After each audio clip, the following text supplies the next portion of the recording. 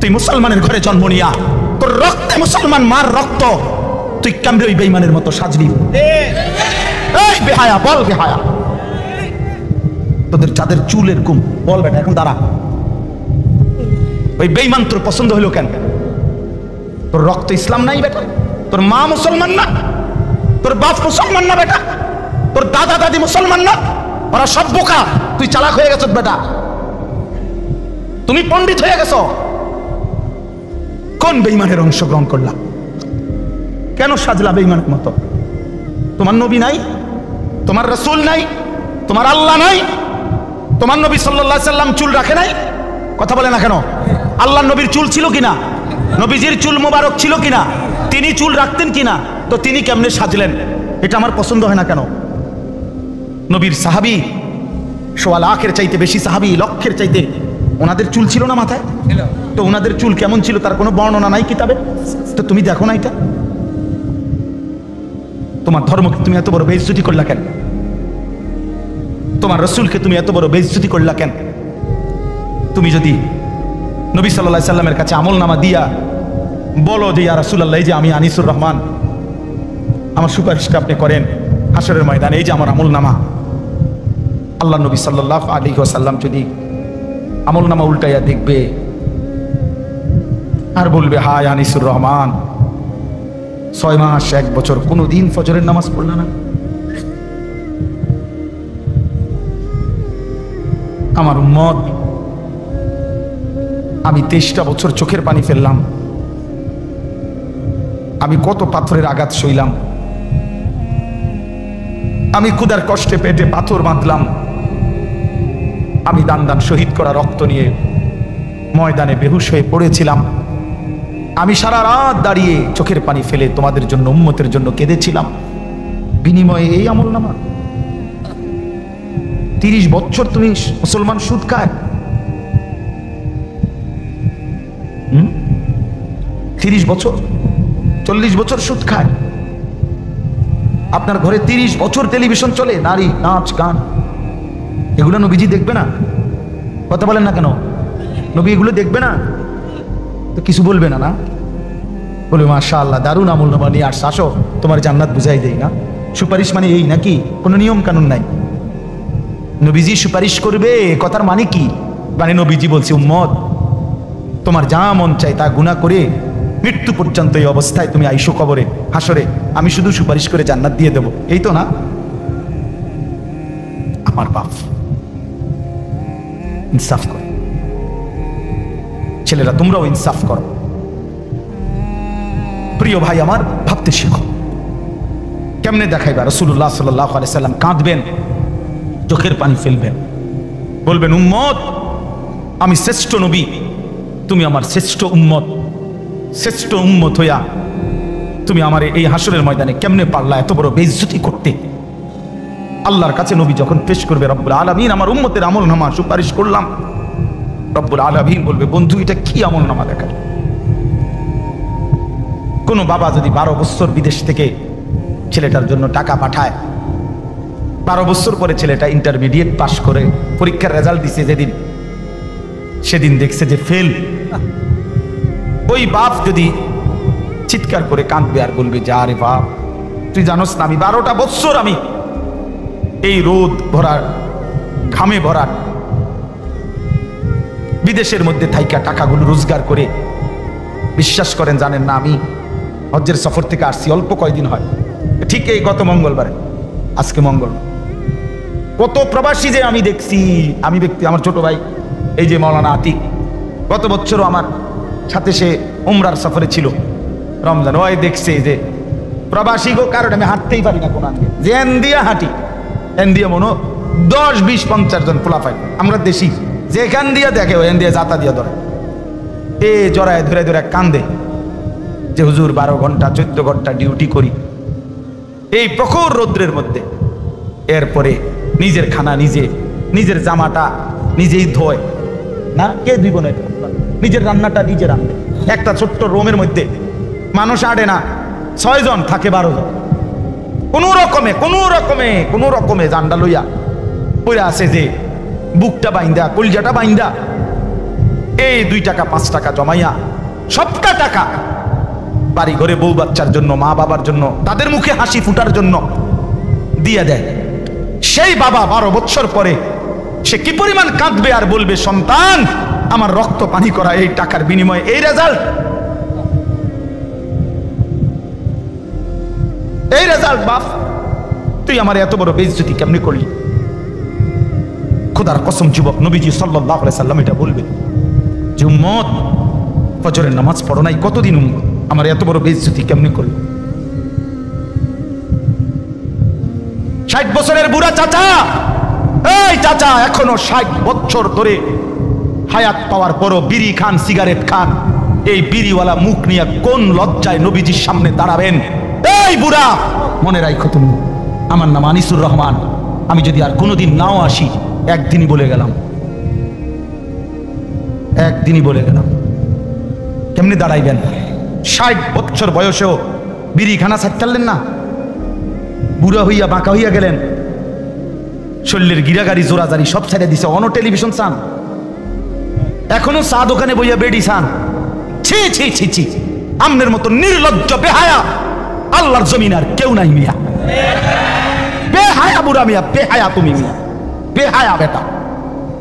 60 বছর বয়সও যে নারী দেখে, ছবি দেখে, এবার আর গুনার বয়স আছে 40 বছর। এবার কোনো ছোটখাটো হারামি না, ছোটখাটো ডাকাত না, শক্ত ডাকাত। এবার আর গুনা ফাইকা গেছে, একদম গুনা টাইট হয়ে গেছে একদম। কারণ এবার কি মনে করেন, 60 বছর বয়সে যে এখনো মিথ্যা বলে, গালি দেয়, তো উনি মিথ্যা কথা বলে আজ 5 বছর, উনি তো মিথ্যা কথা শুরু করছে 20 বছর। বুঝেন নাই কথাটা? আজও ছেড়ে দেওয়ার সময় হয় নাই, আজও সময় হয় নাই। আর কত?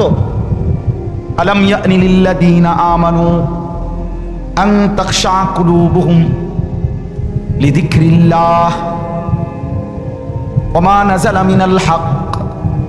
রব্বুল আলামিন বলে, ঈমানদার মুমিন, আমি আল্লাহর ভয়ে, আমার স্মরণের জন্য তোমার দিলটা, আন তাখশা কুলুবুহুম, তোমার অন্তর নরম হওয়ার, দিলটা নরম হওয়ার সময় বান্দা আজও কি হয়নি? এটা কোরআনের আয়াত। আলাম ইয়ানি লিল্লাযীনা আমানু, ঈমানদার আজও কি সময় হয়নি? আজও কি আমি আল্লাহর দিকে ফিরবা না? গত 6 মাস ধরে যেই ছেলে ফজরের নামাজ পড়ো না বাপ, গত 1 বছর ধরে যেই মুসলমান তুমি ফজরের নামাজ পড়ো না, আল্লাহ যেন ডাক দিয়ে জিজ্ঞেস করে, বান্দা বলো না বান্দা, তাহলে কি আর কোনোদিন তুমি পড়বা না?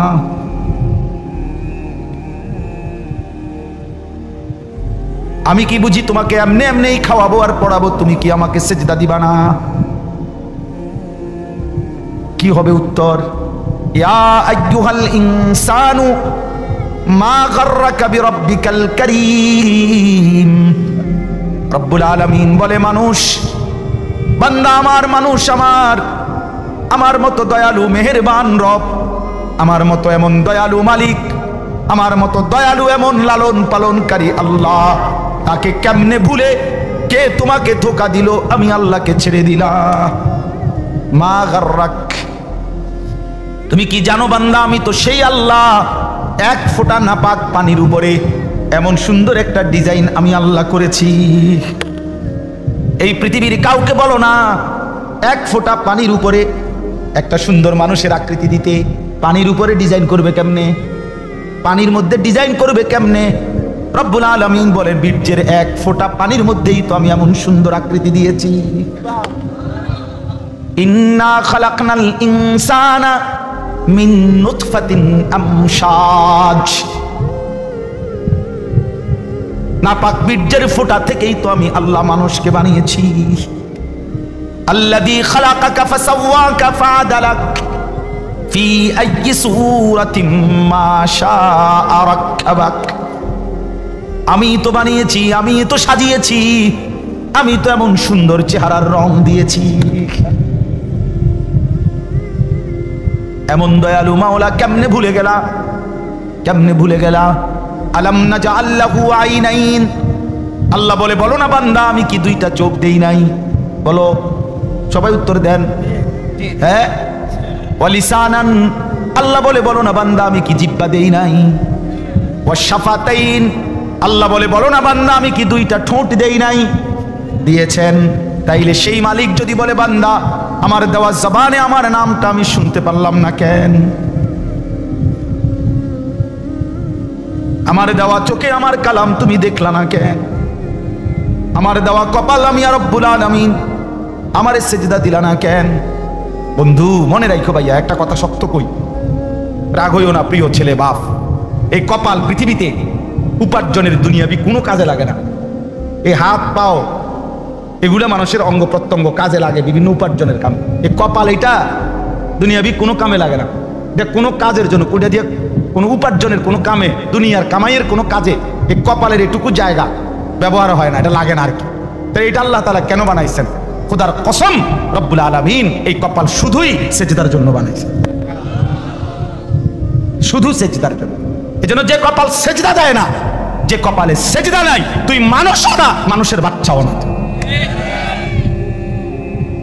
ইনসানের কোনো কাতারে সে পড়ে না, সে কোনো মানুষের কাতারে পড়ে না, ইনসানের কোনো কাতারে পড়ে না যারা কপালে সেজদা নেয়।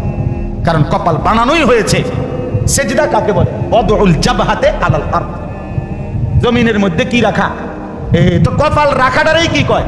তার মানে সেজদা কপাল, কপাল বানানোই হয়েছে কিসের জন্য? সেজদা। নবী সাল্লাল্লাহু আলাইহি সাল্লাম বলেন আকরাবু মা ইয়াকুনুল আবদু মির রাব্বিহি ওয়া হুয়া সাজিদ।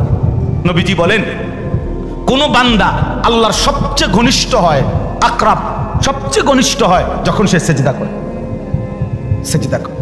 এজন্য আমার শায়েখ আল্লামা মুফতি মুশতাকুন নবী কাসিমি হুজুর সবসময় এটা বলে যে কোনো বান্দা যখন সেজদা করে তো আল্লাহ তাআলা তার পিঠে মাথায় এভাবে হাত বুলায় দেয়, আদর করে। আল্লাহ আদর করে, আল্লাহর কুদরতি পায়ে সেজদা দেয়, মালিক তখন আদর করে দেয়, পিঠে মাথায় হাত বুলায় দেয়। আল্লাহ ডেকে বলে আনিস আমারে সেজদা করছো না, ইরফা রাসা, উঠো, মাথা উঠো, ওঠো, বসো, বসো, আর কিছু বলবা কিনা বলো।